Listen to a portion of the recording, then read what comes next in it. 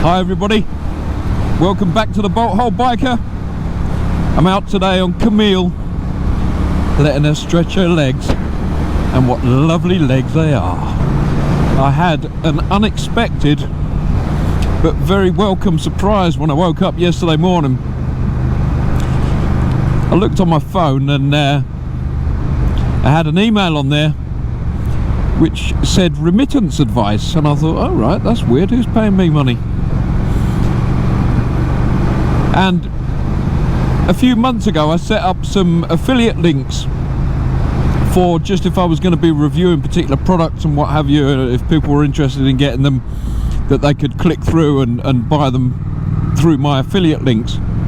And I've only put a couple of things on there because I'll only put things on that I sort of, you know, really believe are good products that I would use myself. And that was it. I did the videos and I've not thought any more about it. Anyway, some people must have clicked through them and bought products, because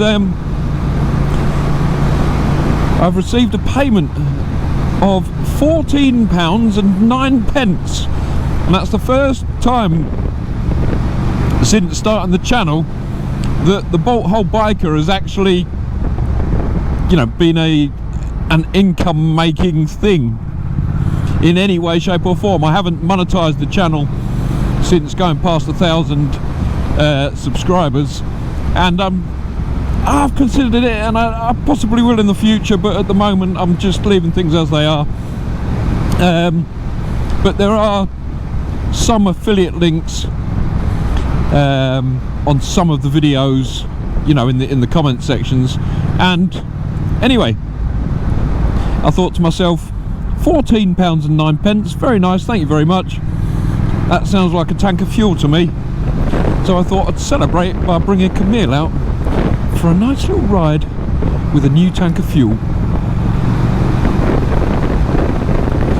So this ride is a free ride, the first free ride. Woohoo! The channel has paid for this ride.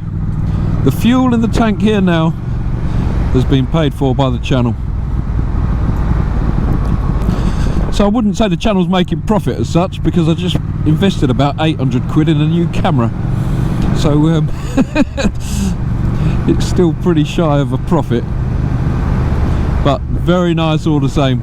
If you were one of the people that clicked through on the links in the comment section and bought things through the channel or via the channel, it won't have cost you anymore, but that little bit of a kickback is the money that I've received. So thank you very much for that. It's gone back into the channel. It's gone directly into this fuel tank, in fact. But part of the reason for my ride today is to see if I can find somewhere where there's a nice little backdrop where I can test the new camera out and see if I can get some nice pictures of Camille. So I am riding along with half an eye out for a bit of a backdrop, and this road is covered in a film of slippery mud. If you saw my last video, which was just kind of a little taster video, then you will have seen that I've taken delivery of the carbon and I've fitted the carbon to the Duke. So I will do a fuller video on that, but I just indulged myself a little bit with the editing package that I use, just to see if I could create a little advert type trailer video for the carbon. So that's what that little short video last week was. So anyway, hopefully you enjoyed that, but I will do a fuller video on the carbon, show you what I've done, and I'm gonna do a video kind of just outlining everything that I've done on that bike, really, because I would say, I mean, there's a couple of bits that I could still do more to, but I don't feel really the need to. But I would say that that's as close as not as you could get, because you could go mad, but I would say that's a Duke 790R. I would say that is an upgraded Duke 790. It's basically had a number of bits done to it that take it from being a standard bike to something a little bit better. So I was just going to do a full video on what I've done to that bike, because I don't think there's much more that I'm going to do. One thing I have done, which will please some of the people that have commented in the videos, is I've taken the hugger off. The hugger's gone. I didn't mind it too much, to be honest with you, but I'm going to be straight with you. It failed. The hugger failed. It only has one fixing point to the where the rear axle is, and I went for a ride for work. It was I rode, it was about 40 minutes I think I was riding, and I could hear a weird noise, and I thought, what the bloody hell was that? Anyway, I stopped the bike, and I mean, I had that hugger done up really tight, but it vibrated itself loose and kind of rotated down to the road basically, and it was scraping along the road.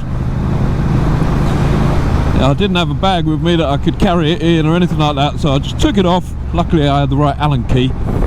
Took it off, and it got put in a bin. Hugger gone. I've got a tour coming up in a couple of weeks, short tour in Scotland. I'm doing the Crieff Cloverleaf, which is, we're doing it over 4 days. So there's a town in fairly central in Scotland called Crieff, and I think it's a woman that's come up with this idea and organised all this and sorted the routes out and everything. I'll do a bit more research into it, but there's 4 routes, 4 circular routes that leave from Crieff and obviously end up in Crieff, and they take about, I think they reckon that each one's about a day's ride. It's about 6 hours of riding and leaving a bit of time for, you know, stops and what have you. And so by the time you've done all 4, you've covered a fair bit of Scotland apparently. And then because you're just based in one place, each evening you're going to end up back in Crieff, so you don't have to carry all your luggage with you. You can, you know, we've booked we've rented a cottage out. There's 4 of us doing it, so we'll be able to leave our stuff each day and come back to the same place. And I think it sounds like a really good idea, and apparently the routes are fantastic. And the reason it's called the Cloverleaf is because the 4 circular routes, kind of, if you put them on a map, ends up looking like a bit of a 4-leaf clover. So that's coming up, I think the 20th of May we're doing that, something like that, over that weekend. So I'm looking forward to that. Question is, I can't decide whether to do it on the Duke, which would be my normal touring bike. Anytime I've done tours in the last couple of years in the past, it's been on the Duke. Or whether I should do it on Camille. So I'm going to open it up to the viewers. Let me know which bike you think I should do it on. So it's the Crieff Cloverleaf 4-day tour in Scotland. Should I do it on the Duke, the newly carbonised Duke R, or should I take Camille out for a nice ride in Scotland? I'm happy on either bike, to be honest with you. Let me know what you think, and I'll go with the majority. Incidentally, since doing the 1,000 subscriber draw, the guy whose name came out, I don't know if he's either not a subscriber anymore or if he's just not seen the video, but he hasn't made any contact with me. I don't have an address for him, so I'm kind of in 2 minds about what to do. I think I'll leave it another week, but if I don't have any contact from him, then I think I'll redraw and pull another name out of the hat and see if I get some contact that way, because I haven't really got any contact details for him. And as I say, he may not even be a subscriber anymore. The subscribers generally have been going up, but occasionally, you know, the odd person unsubscribes, which is fair enough. And he may be one of those, I don't know. Oh, about that fence. Yeah, I quite like some of the sort of patina on that barrier. I'm going to go here. Oh shit, where am I going? What's happened there? Oof, didn't have the stand out right. First gear. That would have been bad.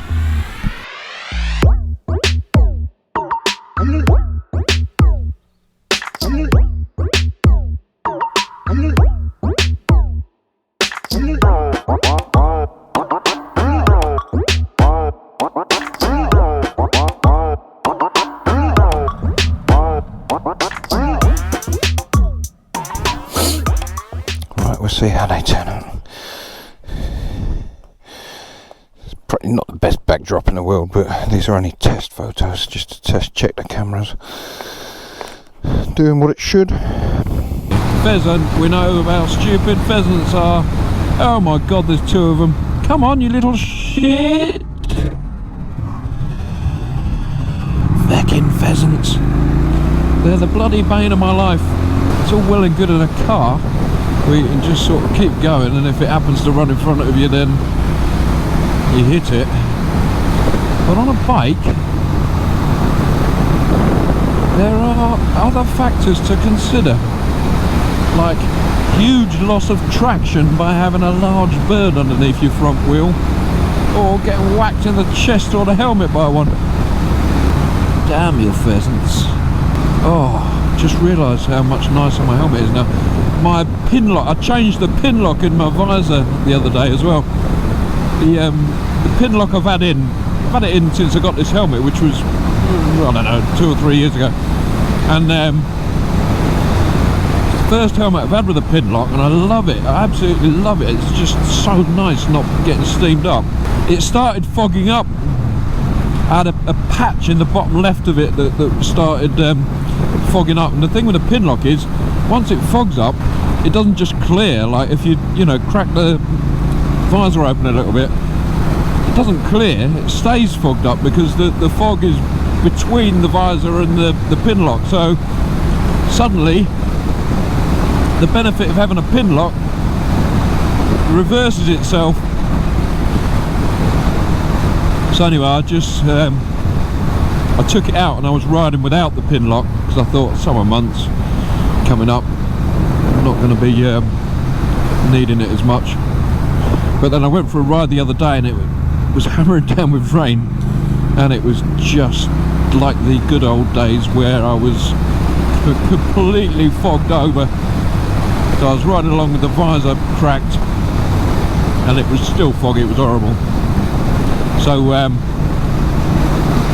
bought a new pin lock. Oh, I wonder whether that would be a good backdrop. So I bought a new pin lock, and yeah, I'm going to go back. I put it in the other day and it's back to being perfect again. I love it. Well, there were some people parked there, so they're probably going to think I'm a weirdo, but I don't care. Do I care? Do I have the look of somebody who cares? No. Good, because I don't. They can think what they like. As long as I get my pictures of my lovely Camille, they can think what they like.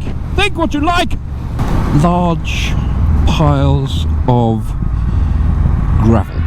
Might work.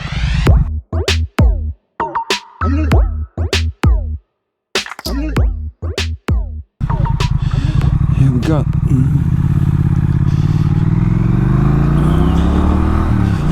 Here we go. Woohoo! Come on, Camille. Come on! Oh, I love the torque on this bike. That's what this bike's all about. It's a torque monster. Yeah, so thanks for coming along for the ride today. I hope it's been enjoyable. Stay tuned to the channel if you're interested in seeing more videos, and in particular next week when I do my the full video about the carbon on the Duke. And later in the month, when I will do the video of the tour in Scotland, Crieff Cloverleaf, and lots more to come. See you in the next video. Bye.